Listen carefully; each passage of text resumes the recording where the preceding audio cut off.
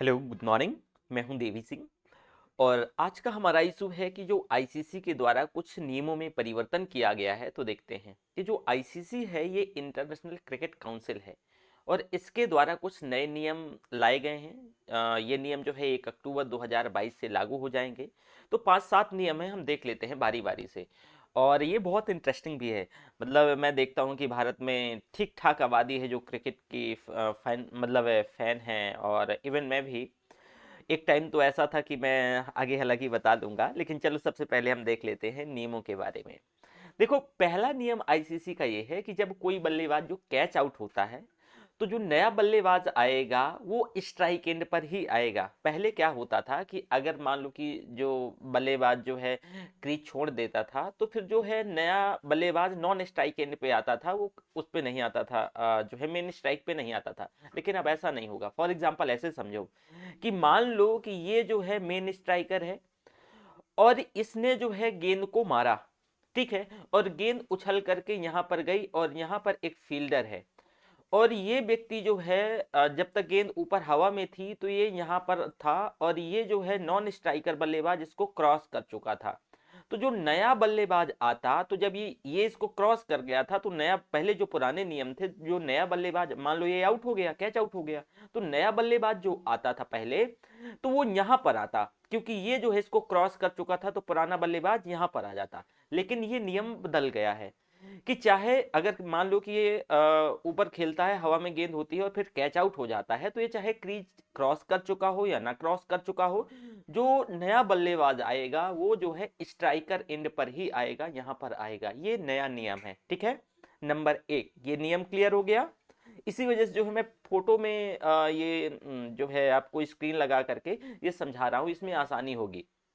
चलो, दूसरा कि अगर गेंदबाजी मतलब गेंदबाजी के दौरान कुछ जो है अनुचित व्यवहार करता है, मान लो ची पटांग करता है, कोई कुछ बोलता है या कुछ ऐसा भी करता है, कुछ भी, मतलब अगर जो है अंपायर को ऐसा लगता है कि भाई ये जो है जानबूझकर ये जो अनुचित व्यवहार कर रहा है, गलत व्यवहार कर रहा है, तो अंपायर को इतना पावर होगा कि जो बल्लेबाजी, जो टीम जो है बल्लेबाजी कर रही है उसको 5 रन अतिरिक्त दे दे। अर्थात कि इन जो गेंदबाजी जो कैप्टन है उस पे 5 रन की पेनाल्टी लगाई जाएगी और इसके साथ ही जो बॉल डालेगा उसको डेड बॉल करार दे दिया जाएगा।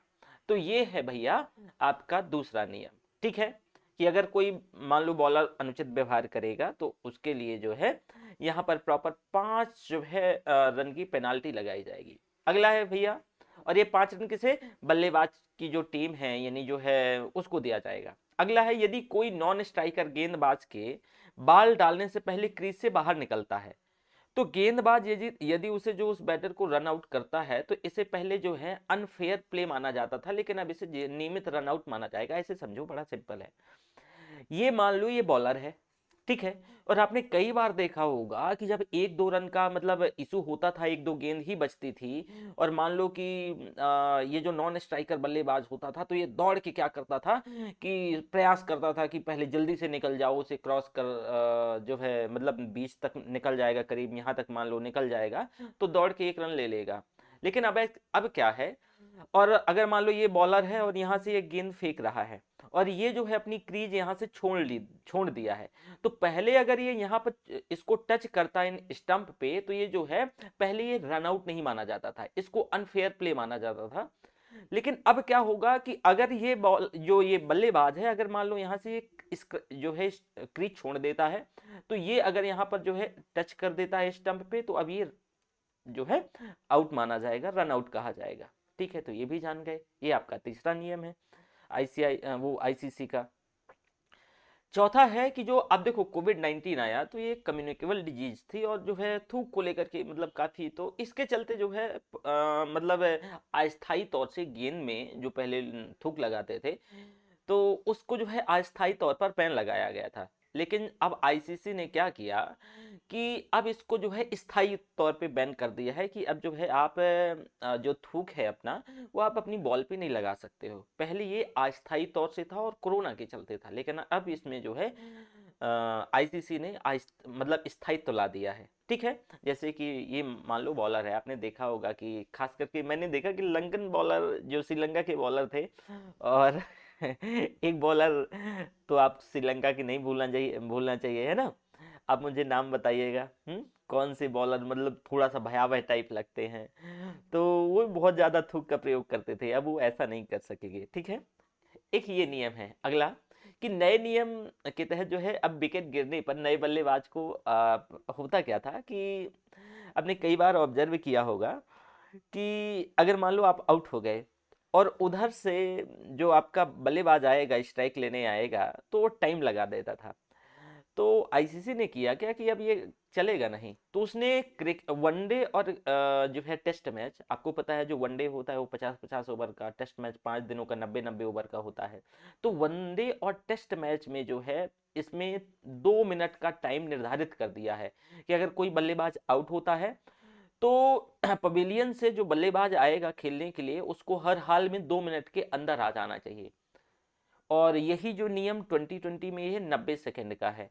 पहले ये नियम 3 मिनट का दरअसल हुआ करता था, मतलब 3 मिनट टाइम दिया जाता था, लेकिन अब इसको 2 मिनट कर दिया गया है, ठीक है। तो ये भी आप जान गए, कितना देखो सिंपल सिंपल है। अगला देख लो। अब की जो 2020 में एक नियम जो है, कुछ नियम लागू हो चुके थे। इसमें कुछ नियम क्या लागू हो गए थे कि मतलब अब जो है ये अक्टूबर 1 से इसमें भी लागू हो जाएगा, वनडे में भी लागू हो जाएगा। लेकिन नियम ये होता क्या था कि अगर मान लो कि आप जो है गेंदबाजी करवाने में देरी कर देते थे, तो उसके चलते आपका जो ये देखो ये 30 गज का दायरा दिख रहा है आपको। तो अगर ऐसा हो जाता था तो आपको जो है यहाँ पर आप 5 फील्डर रखते थे, तो उस 5 में से एक फील्डर को यहाँ लाना होता था। अर्थात मतलब कि देखो 11-11 फील्डर होते हैं, तो एक तो यहाँ विकेट कीपर हो गया, और एक फील्ड जो है एक बॉलर हो गया, दो हो गए। 4 फील्डर ये 30 गज के दायरे के अंदर, और 5 जो हैं ये दायरे के बाहर होते थे।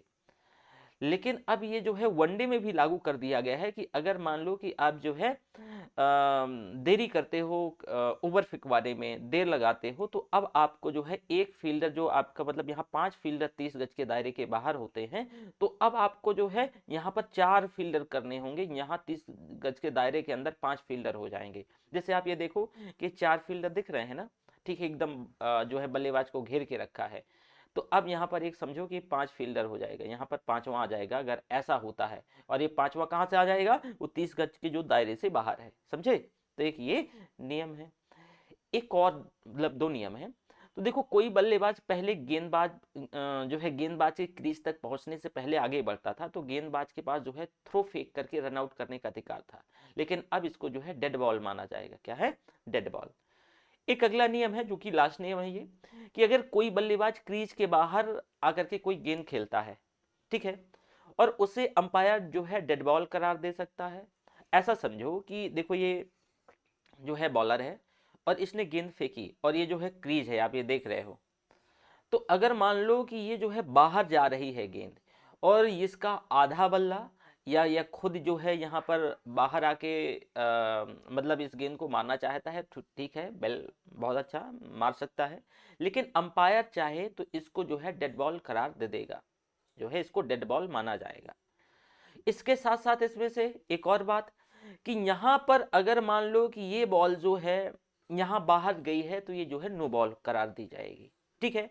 अगर मान लो कि इसने जो है इस बॉल को टच कर दिया, मार दिया, तो वो तो ठीक है, रन ले लेगा, लेकिन डेड बॉल हो जाएगी। लेकिन अगर ये पहले यहाँ जा रही है बाहर, तो ये फिर नो बॉल हो जाएगी। तो जितने जो है इंटरनेशनल क्रिकेट काउंसिल के द्वारा जो नए नियमों में बदलाव किया गया है, आप आसानी से जो है इसको मैंने इसी वजह से पिक्टोग्राफिक समझा दिया है, पिच को लगा करके कि कौन सा क्या नियम है। अगर आपको किसी भी बच्चे को यहाँ पर कोई डाउट है तो आप हमसे पूछ सकेंगे, कमेंट बॉक्स में पूछिएगा। एक ज़रूरी इन्फॉर्मेशन मैं आपको यहाँ पर ये देने वाला हूँ कि जो है भटनी रईस एक बहुत ही रेम्युनरेटिव उचित प्राइस पर एक जो है कोर्स लेके आया है, सी सेट। और आप हमारे सी सेट का क्वालिटी जानते हैं, मतलब हम देश भर में सबसे सस्ता, बेहतर और गुणवत्तापूर्वक जो है कोर्स उपलब्ध करवाते हैं। तो इसका एक निश्चित टाइम पीरियड है, तो आप जल्द से जल्द एडमिशन ले लें। और इसकी जो फ़ी है, लाइव कोर्स चलेगा 4000 है। ज़्यादा जानकारी के लिए आप जो है कमेंट बॉक्स में कमेंट कर सकते हैं, या आप हमें इस नंबर पे 9555031427 इस नंबर पे आप हमें बात कर सकते हैं, फ़ोन कर सकते हैं। ठीक है, ये इशू यहीं तक, और आप आसानी से किसी को भी बता दोगे। Thank you very much. हाँ।